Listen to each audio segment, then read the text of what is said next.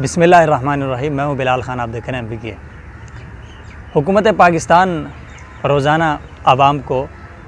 کچھ نہ کچھ انٹرٹینمنٹ کا سامان دیا کرتی ہے، اور خاص کر خان صاحب کی حکومت جب سے آئی ہے، کبھی وہ خود اور کبھی جو ان کے وزراء ہیں، ان کی طرف سے عوام کو مختلف لطیفے سنائے جاتے ہیں۔ یوں تو تبدیلی کا جو لطیفہ ہے وہ سب سے بڑا لطیفہ ہے، لیکن تبدیلی کے بعد اس لطیفوں کے اندر عوام کے اوپر بم گرانے کا جو سلسلہ ہے وہ بھی جاری ہے۔ ایک طرف مہنگائی تھی بہت زیادہ، اور آتے ہی جو مہنگائی کی گئی اس پہ کہا گیا کہ کچھ برداشت کریں تاکہ ملک کی بہتری ہو سکے۔ شاید خان صاحب کے سپورٹرز اور جو لوگ ہیں ان کے ہمدرد ہم جیسے بھی کچھ عرصہ اس چیز کو برداشت کرتے رہے کہ چلیے اگر وقتی طور پہ کوئی مہنگائی ہے بھی تو یہ زیادہ بڑا مسئلہ نہیں ہے، مگر وہ مہنگائی دگنی تگنی بھی تھی، اور اس کے بعد سلسلہ یہاں تک پہنچا جب اس مہینے کے بل تھمائے گئے گیس کے تو لوگوں کو 400 گنا زیادہ بل ملے۔ خود اگر ہماری بات کی جائے تو 3 سے 4 ہزار، 5 ہزار، 10 ہزار کے درمیان آتا تھا جب بہت زیادہ بل آتا تھا،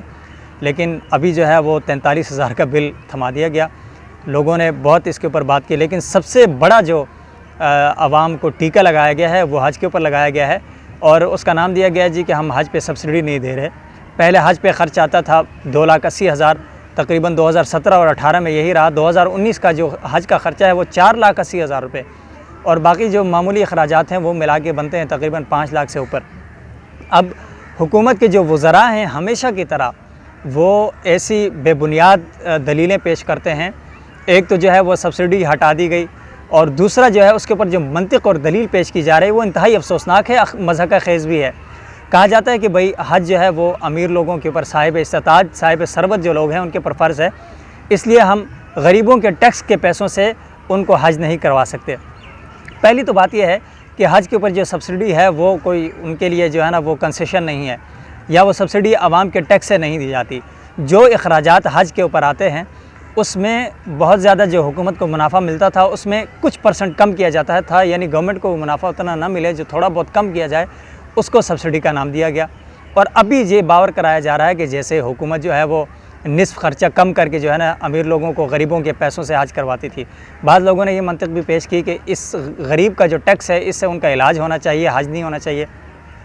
اور کچھ لوگ جو ہیں جنہیں موقع چاہیے ہوتا ہے قربانی کے وقت یا حج کے دوران کہ بھئی بڑے پیسے ضائع ہو رہے ہیں، جب صاحب ثروت لوگ حج کر رہے ہیں تو اس کے لیے جو حکومت کو مطلوبہ پیسہ اور رقم دے رہے ہیں، اور یہ بات آن دی ریکارڈ ہے کہ پاکستان میں سب سے زیادہ جو فلائٹس چلتی ہیں وہ حج کے دوران چلتی ہیں، تو اس طرح جب عوام الناس پاکستان تقریباً دنیا میں دوسرا تیسرا انہی میں رہتا ہے، یعنی ٹاپ 3 ممالک میں سے ایک ہوتا ہے جہاں کی سب سے زیادہ عوام اپنی جو آبادی کے تناسب سے حج کرنے کے لیے جاتی ہے، تو ان کے اوپر جو ہے وہ منافع کمانا،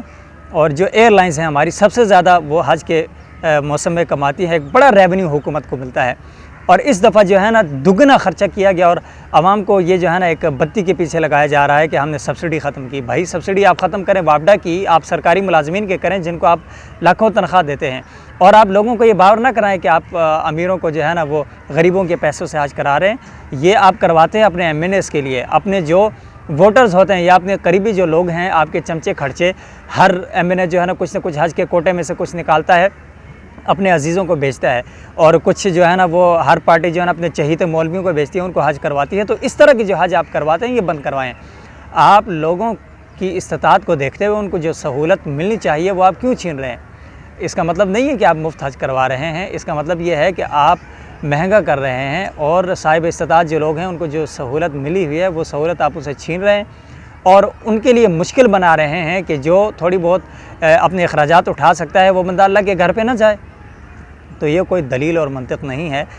پاکستان میں ایک طرف جو ہے وہ ہمارے جو سینما گھر ہیں ان کے اوپر 26% جو ٹیکس ہے اس کی معافی دی گئی ہے، اور کہا گیا کہ ہم 1000 سکرینیں جو ہیں وہ بڑھا رہے ہیں۔ فواد چودھری صاحب نے کہا اب ٹھیک ہے سینما جو ہے وہ پرائیویٹ بزنس ہے، وہ سرکاری اس میں عمل دخل نہیں ہے، لیکن اس سے جو آمدنی ہوتی ہے وہ سرکار کو ملتی ہے۔ اسی طرح جب حج پہ لوگ جاتے ہیں تو کئی لوگ وہاں سے خریداری نہیں کرتے، واپس پاکستان میں آتے ہیں، لاہور یا کراچی میں اترتے ہیں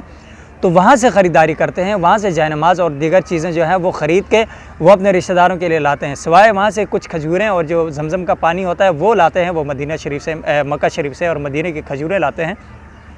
تو باقی یہ بھی بڑا ریونیو ہے۔ پھر ایئر لائن ہماری استعمال ہوتی ہے، یہ تمام تر 4-5 مہینے پہلے حکومت جو ہے حاجیوں سے پیسے لیتی ہے اور وہ بینک کے اندر رہتے ہیں، جب وہ بینکوں میں رکھے جاتے ہیں اس دوران اس سے یعنی آمدنی بھی کی جاتی ہے۔ وہ تمام تر چیزیں ایک طرف رکھ کے یہ کہا جا رہا ہے کہ بھائی ہم نے سبسڈی دی، اور یہ بھی بتایا جا رہا ہے کہ بھائی ہم غریبوں کے پیسوں سے جو امیروں کے حج نہیں کروا سکتے۔ تو آپ یہ امیروں کا جو حج عمران خان نے کیا ہے اپنا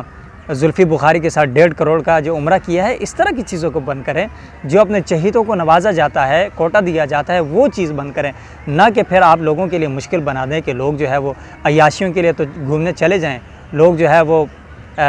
پاکستان کے اندر تو آپ جو ہے نا وہ سکھوں کے لیے راہداری کھول دیں، اور یہاں سے جو قادیانی پاکستان سے باہر جانا چاہتے ہیں ان کو 24,000 کی بجائے 6,000 میں بھی پڑے گا۔ کرتارپور راہداری جو ہے وہاں سے وہ قادیان جائیں گے، لیکن دوسری طرف اللہ کے گھر کو جانے والے جو مسلمان ہیں، توحید پرست ہیں، وہ اللہ کے دربار میں حاضر ہونا چاہتے ہیں، ان کے لیے آپ مشکلات پیدا کر رہے ہیں۔ تو اسلام میں تو کہیں یہ نہیں کہا گیا کہ جو حج کی استطاعت رکھتا ہو، حج کے لیے اس کے پاس پیسے ہوں، آپ ان کے لیے مشکلات پیدا کریں۔ اور اس کے ساتھ ایک اور اہم بات یہ ہے کہ یہ جو سبسڈی کی بات کی جاتی ہے، یہ 40 دن آپ کو ہماری جو گورنمنٹ ہوتی ہے وہ حج کرواتی ہے۔ یہ سرکاری حج نہیں ہوتا، لوگ پیسے دیتے ہیں۔ حج ٹوٹل 5 دنوں کے اندر ہوتا ہے۔ مناسک حج جو ہیں وہ عرفات اور صفا مروہ کے جو طواف ہیں اور یہ دیگر جو مناسک حج ہیں وہ 5 دن کے اندر پورے ہوتے ہیں۔ لیکن اس دوران چونکہ مسلمان جو حضرات حج پہ جاتے ہیں، بہت ایسے لوگ ہیں جو زندگی میں ایک بار حج کرتے ہیں، تو وہ پھر مدینہ شریف جاتے ہیں، وہ روضہ رسول کی زیارت کرتے ہیں، مدینہ شریف کی زیارت کے لیے جاتے ہیں۔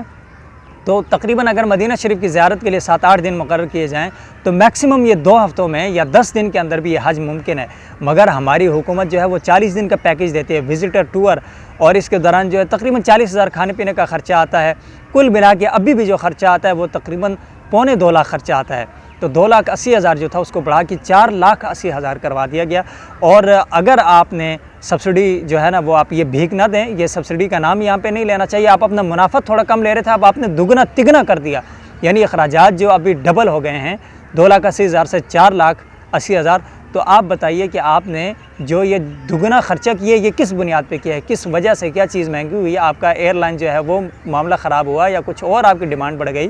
تو آپ دن کم کر دیں، لوگوں کو ٹور نہ لگوائیں، لوگوں کو عبادت کروائیں، اور یہ لوگوں کو بھیک بھی نہ دیں۔